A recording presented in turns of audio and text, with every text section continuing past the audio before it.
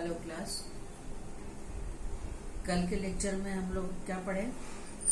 कल के लेक्चर में हम लोग ये देखे कि methods of teaching of mathematics जो है उसका सिलेक्शन किस किस तरीके से होना चाहिए और सिलेक्शन करने के समय किन किन चीज़ों को ध्यान में रखना हमको जरूरी है।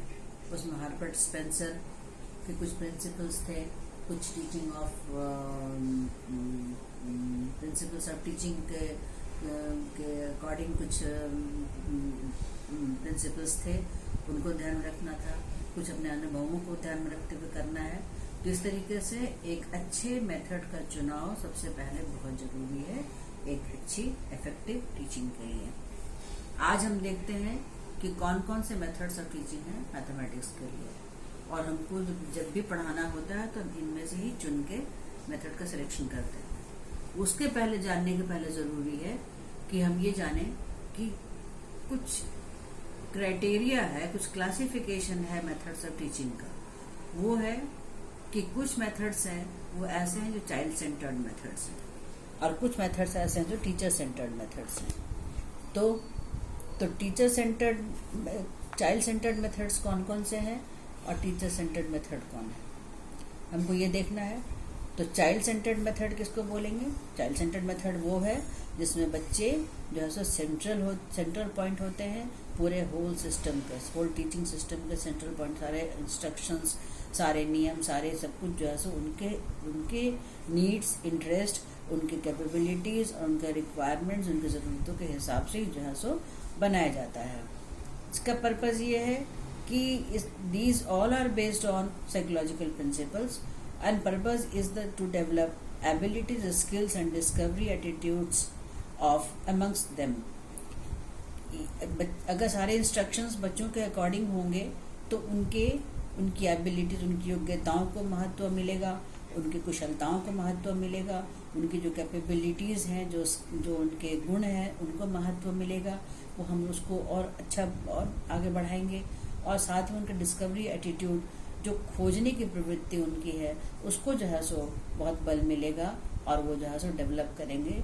तो हमारी शिक्षा का उद्देश्य भी यही है, बच्चों का ऑल राउंड डेवलपमेंट। इसलिए ये सारे मेथड्स, चाइल्ड सेंटर्ड मेथड्स जो हैं वो अपने उद्देश्य में सफल होते हैं। तो हमको ये देखना है कि ये मेथड्स कौन कौन से हैं। ये हैं project method, laboratory method, problem solving method, heuristic method, discussion etcetera. आप जब डिटेल्स में जब इनके बारे में पढ़ेंगे तो आप खुद देखेंगे कि किस तरीके से इस मेथड के द्वारा हम बच्चों को जो है सो आगे के लिए प्रमोट करते हैं और उनको जो है सो और एटीट्यूड, मैथमेटिकल एटीट्यूड जो है सो उनका डेवलप करते हैं। That is called, a word is called मैथमेटाइजेशन। वो इन मेथड्स के द्वारा जो है सो बच्चों को बहुत अच्छी तरीके से वो उनको समझ पाते हैं। दूसरा है टीचर सेंटर्ड। तो टीचर सेंटर्ड मेथड्स कौन कौन से, जिसके नाम से ही लग रहा है कि टीचर्स, इस प्रोसेस में टीचर ही मेन होता है।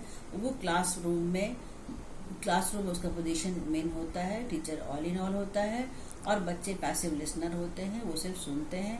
और टीचर जो है सो उनको या तो बोल के या उनको जो है सो याद करा के या उनको जो है सो जो इन्फॉर्मेशन है उनको रिकॉल करा के पढ़ाता है। और इस प्रोसेस में जैसा कि दिखने से लग रहा है कि बच्चों को कोई एक्टिव पार्टिसिपेशन नहीं होता, वो सिर्फ सुनते हैं। तो इस तरीके से जो है सो पढ़ाई, इस तरह के टीचिंग को हम बहुत प्रमोट नहीं करेंगे और चाइल्ड सेंटर्ड एजुकेशन में तो एकदम नहीं करेंगे। तो अभी का हमारा जो प्रेजेंट सिस्टम है ये चाइल्ड सेंटर्ड एजुकेशन है और ये साइकोलॉजिकल बेसिस पर आधारित है। हम साइकोलॉजी को बहुत महत्व देते हैं एजुकेशन में, इसलिए हम यही कहेंगे कि ये मेथड हमारे लिए, मैथमेटिक्स के लिए एकदम सही नहीं है। लेकिन यहाँ ये भी ध्यान में रखना ज़रूरी है कि वैदिक पीरियड में जो गुरुकुल में पढ़ाई हुआ करती थी वो टीचर सेंटर्ड मेथड हुआ करता था। और जो वैदिक मैथमेटिक्स हमारे सामने है वो भी हम देख रहे हैं कि वो कितना लाजवाब है, कितना बढ़िया है। और वो सिर्फ जो है सो टेलिंग, मेमोराइजेशन और रिकॉलिंग इन्फॉर्मेशन पर ही डिपेंडेंट था। और बच्चे उसको याद भी करते थे, बच्चे उसको रटते भी थे, बच्चे उसको पढ़ते भी थे। और उनके कुशलता पे, उनकी बुद्धि पे, उनकी कुशाग्रता पे हम कहीं से भी सवाल नहीं खड़ा कर सकते। इसलिए टीचर सेंटर्ड एजुकेशन का अपना एक महत्व है, लेकिन अभी के समय में चाइल्ड सेंटर्ड एजुकेशन में टीचर सेंटर्ड एजुकेशन का महत्व नहीं के बराबर है। सो इसका जो मेन मेथड्स हैं वो कौन कौन से हैं? लेक्चर मेथड, जिसमें टीचर सिर्फ बोलता है। हिस्टोरिकल मेथड, जिसमें हिस्ट्री की बात की जाती है। लेक्चर कम डेमोन्स्ट्रेशन मेथड, जिसमें लेक्चर के साथ साथ कुछ दिखाया जाता है। तो ये मेथड भी टीचर सेंटर्ड मेथड है, लेकिन लेक्चर कम डेमोन्स्ट्रेशन को हम जो है सो चाइल्ड सेंटर्ड भी कई बार हम लोग इस्तेमाल कर लेते हैं। तो ये रहे मेथड्स जिनको हम कहेंगे कि ये चाइल्ड सेंटर्ड और टीचर सेंटर्ड मेथड्स इस तरीके से क्लासिफाई किया गया। अब हम देखते हैं कि मेथड्स ऑफ टीचिंग कौन कौन से हैं। एक्चुअली जिन मेथड्स को हम इस्तेमाल करते हैं मैथमेटिक्स टीचिंग के लिए, वो कौन कौन से मेथड हैं। पहला है लेक्चर मेथड, जिसमें व्याख्यान विधि, जिसमें टीचर व्याख्यान देके पढ़ाता है। ये मैथमेटिक्स के लिए कहीं से भी सही नहीं है, लेकिन कभी कभी हम इसका इस्तेमाल कर लेते हैं। दूसरा है डेमोन्स्ट्रेशन मेथड। डेमोन्स्ट्रेशन मेथड में हम कुछ डेमोन्स्ट्रेट करते हैं, कुछ प्रदर्शन करते हैं, करके पढ़ाते हैं। ये मेथड बहुत अच्छा मेथड है, और जिसको जो है हम रियल लाइफ से रिलेटेड या फिर ऑब्जेक्ट से या फिर कुछ एक्सपेरिमेंट के थ्रू या किसी और के थ्रू हम इसको पढ़ा के बच्चों को सिखाते हैं। ये बहुत अच्छा मेथड है।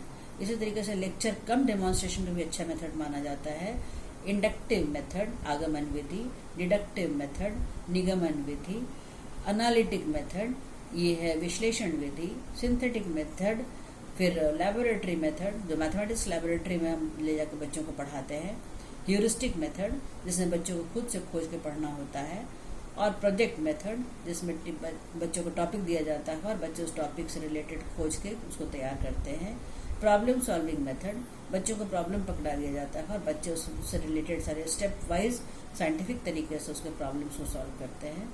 और इस तरीके से फिर है क्वेश्चन आंसर मेथड, जो क्वेश्चन और आंसर से ही खुद टीचर क्वेश्चन करता है, स्टूडेंट आंसर देता है, और उस क्वेश्चन आंसर के थ्रू ही जो है हम पूरे कंटेंट को, पूरे सब्जेक्ट मैटर को कंप्लीट करते हैं।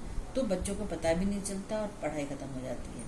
तो बच्चों का एक्टिव पार्टिसिपेशन इसमें होता है और बच्चे इसमें बहुत अच्छा महसूस करते हैं। उनका वो खुद को बहुत कॉन्फिडेंट महसूस करते हैं। और लास्ट है डिस्कशन मेथड। जब कभी ऐसी बात आती है कि कुछ ऐसा टॉपिक है कि जिसको हम डिस्कशन पे डाल दें, तो पूरे क्लास को हम लोग जो है सो डिस्कशन पे कोई टॉपिक दे के डिस्कशन पे सारे बच्चे का पार्टिसिपेशन होता है, एक्टिव पार्टिसिपेशन है, सभी अपनी मत को उसमें रखते हैं और इस तरीके से एक अच्छे माहौल में किसी चीज़ को डिस्कस करने का, किसी चीज़ पर बातचीत करने का, बहस करने का एक अच्छा माहौल बनता है और हर बच्चा उसमें अपने पार्टिसिपेशन को लेकर बहुत खुश रहता है। तो इस तरीके से इन सब मेथड से हम जो है सो मैथमेटिक्स को पढ़ा सकते हैं और आप डिसाइड कर सकते हैं कि इन सारे मेथड्स के थ्रू हम बच्चों को कैसे पढ़ाएंगे और आपकी नज़र में, आपके दृष्टिकोण से इसमें कौन सा मेथड आपको अच्छा लगेगा। तो एक्चुअली बस वही बात है, हाउ, वाई एंड whom, बात ये है। तो हम जो पढ़ा रहे हैं, किन को पढ़ा रहे हैं, क्यों, क्या पढ़ा रहे हैं, क्या पढ़ा रही है, बहुत ज़रूरी है देखना। हम जो सब्जेक्ट मैटर पढ़ा रहे हैं उसके अकॉर्डिंग हमारा मेथड ऑफ टीचिंग होना चाहिए। और कई बार ऐसा होता है कि टीचर फ्री होता है इस बात के लिए कि वो अपने से मेथड्स को चुने, और कई बार एक मेथड से नहीं होता है। अक्सर हम जो है कम्बिनेशन ऑफ मेथड्स को इस्तेमाल करते हैं। जैसे शुरू में अक्सर हम इंडक्टिव मेथड को इस्तेमाल करते हैं, फॉर्मूला एस्टैब्लिश करना होता है, फिर हम डिडक्टिव मेथड को इस्तेमाल कर लेते हैं। उसके बाद जब हम प्रॉब्लम सॉल्व करते हैं तो हम जो है एनालिटिक मेथड को इस्तेमाल करते हैं। फिर जब बच्चों से कराना हो तो हम सिंथेटिक मेथड को इस्तेमाल कर लेते हैं। तो इस तरीके से कम्बिनेशन ऑफ मेथड्स जो होता है उसको हम अच्छा मानते हैं और उसके अकॉर्डिंग जो है सो हम मेथड को चुनकर इस्तेमाल करते हैं। तो ये चीज़ आगे चल कर जब लेसन प्लान बनाने के समय हमको ये चीज़ समझ में आएगा कि आपको क्या करना है, कैसे करना है। चलिए, थैंक यू।